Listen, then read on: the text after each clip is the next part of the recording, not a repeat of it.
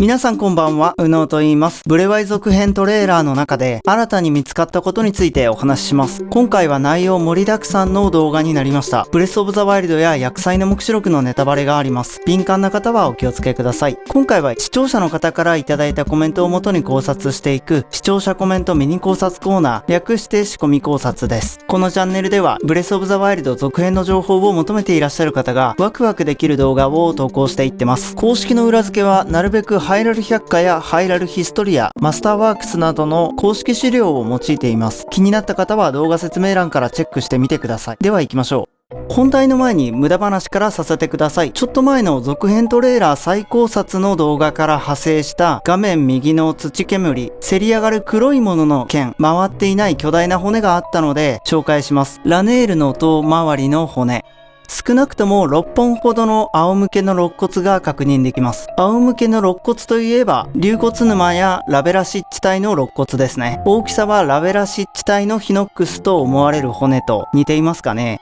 例えば、トグロを巻いた超巨大な一匹の蛇という見方もできるのかなと、今回これを見て思いました。大きさは全然違うのですが、蛇といえばゾナウの一生だったり、過去作の精霊だったりと、いくつかありますよね。と言っても、そこまで深くは考えていません。多分それぞれ単体のヒノックスなんだととりあえずは思っています。皆さん竜についての考察材料情報ありがとうございました。ある程度お出しできるような進行状態になったら改めて動画にしたいですね。それでは視聴者の方からいただいたコメントをもとに考察していく視聴者コメントミニ考察コーナー、略して仕込み考察いきましょう。とても長くなっちゃいました。まずはこちらの話題から。例のシーカーストーンの場所、地図上で4つの迷路を結んでみましたという内容の動画で、前回は迷路の方を掘り下げましたので、今回は石の方に焦点を当ててみました。視聴者の方からいただいた目撃情報をもとに探して回りました。皆さん情報ありがとうございます。セレス平原の南、前回同様やたらイーガ団の構成員が出てきました。一人懲らしめたらすぐにもう一人出てきたんですよね。偶然かもしれませんが、近くに小さい石がありました。忘れ去られた神殿の壁の中、横に大中小の石がありましたね。団子三兄弟かな。反対側を下に降りて石がないか調べましたが見当たらなかったですね。トロコ崖近くの温泉、ダチョウに突進されるし近くに石が見当たらなかったので、しばらく温泉で心身を癒してそこを後にしました。始まりの大地、ハイラル王の小屋近くの石は大きいのが1個あり、そのちょっと奥に小さいのが2つありました。石の形が三角に見えなくないし、3つのトライフォースのように並んでいるようにも見えなくありませんね。左下だけありません。なんか怪しい。始まりの大地、快晴の祠近く。快晴の祠を出たすぐ左ですね。近くの石は三角と言えなくもないです。先ほどの2つの三角と関係あるんでしょうか。ということで、コメントで目撃情報があった岩は回りました。これに意味があるのかもわからないですが、どうせなので前の動画の1つを足した6つを一応線で結んでクロスする場所に行ってみました。もちろん複数ありまして、さすがに全部行くと骨が折れますし、まだ他にもたくさん点在していると思っていますので、とりあえずという感じでより中央にある場所をピンの数5つで選びました。行きましょう。平原の牧場跡。映像ではちょっと下になってますけど、実際はコログマークにドンピシャでした。ただコログのマークにピンとかが置けないのでこんな感じになってます。平原の牧場跡の小屋ということで何かあるかもって期待したんですけど、特に何も見つからずです。白銀ボコブリンをビタロックで馬から引きずり下ろすことで心を癒してその場を後にしました。風見の草原、リーバルトルネードで飛び上がったら丘のくぼみが2本の線のように見えましたけど、まあ何でもないんでしょうね。現場からは以上です。朽ちた千年樹近く、特に何もないように思いました。スタルモリブリン3体に襲われ、ここには癒しもありません。地獄でした。姫神川、終焉のものを彷彿とさせる終焉の谷と姫川先生か女神を思わせる姫神川、隣同士なのは気になりますね。始まりの大地とハイラル大森林、過去に移設していた説の動画では、僕がデクの貴様がもともとあったと思っているモルセ湖の横にはナビ湖がありましたね。川の底に何かアイテムがあるのかもと見てみましたが何もなさそうです。ハイラル城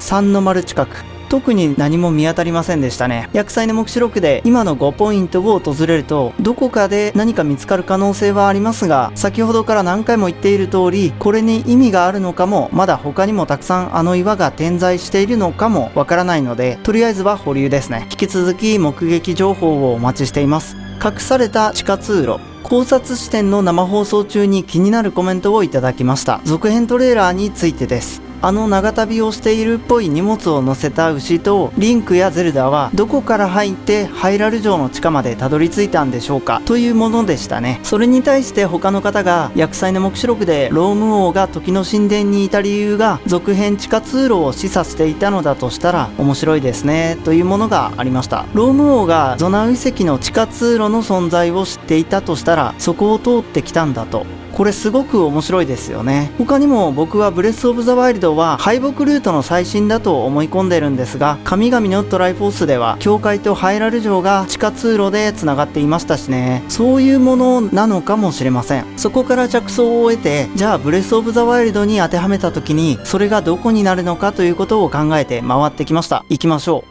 ハイラル大聖堂。薬剤の目視録では無事な姿を拝めたものの、ブレスオブザワイルドでは跡形もなく消し飛んでいましたね。ここに入り口が隠れていそうな場所がないかを見てみました。ところどころ土が盛り上がってたり、瓦礫が積み上がってたりするくらいで、特には何も見当たらなかったですね。薬剤の目視録では、ハイラル大聖堂には近づけません。ここでふと思い出しました。肝心なことを忘れていたんですよね。牛の背に乗せていたのは、長旅を想定した大量の荷物。つまり、ある程度ハイラル城から距離がある場所、そしてミイラがあるのはゾナウ遺跡。ゾナウ遺跡の入り口はゾナウ遺跡であるはずです。やはりここなんではないでしょうか。始まりの大地、時の神殿跡。先ほど言った通り、ローム王は薬剤の目視録では一度消息がわからなくなり、再開したのは始まりの第一ステージ、時の神殿でした。始まりの第一にはゾナウ遺跡がありますよね。近くにそれらしい怪しいものがないかと探してみました。やっぱりそう簡単には何も見つからなかったんですけど、女神像の左右のお墓のような石板が気になります。時の神殿は薬剤の目視録でもう一回見回ってみる必要がありますよね。瓦礫もほぼないですし、ローム王が抜けてきた形跡があるとしたらタイムリーな薬剤の目視録でしょう。あの一連のイベントのテキストからも何かしらのヒントを得られるかもしれませんし、ローム王は始まりの第一までのいきさつを詳しく語ってくれませんでしたよね。ゾナウに関する何かをハイラルの闇のようなもの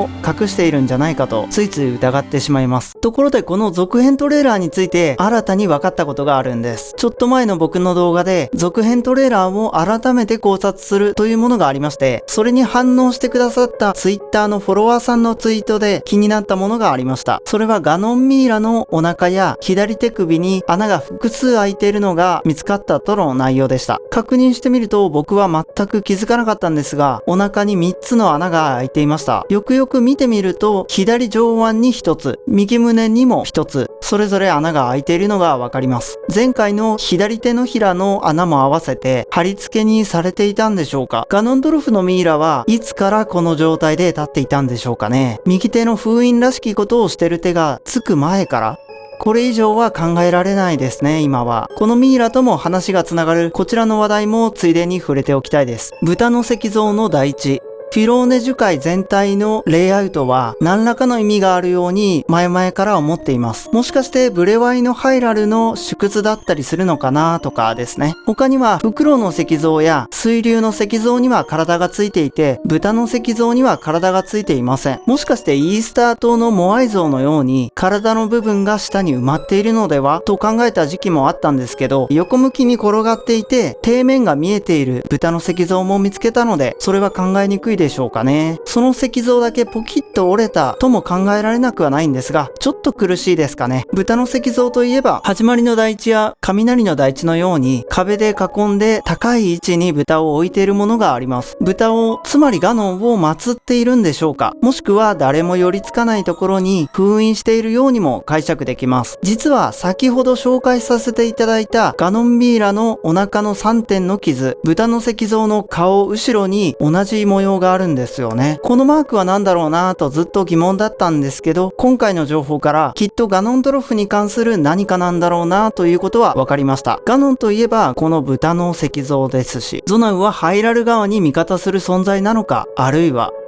引き続き調べていきます。考察がまとまってきたら動画にしたいなとは思っています。ということで今回は以上です。この動画を楽しめた方は2秒ほどお時間をいただいて高評価ボタンを押していただけると今後の動画作りの励みになりますのでお願いします。ご視聴ありがとうございました。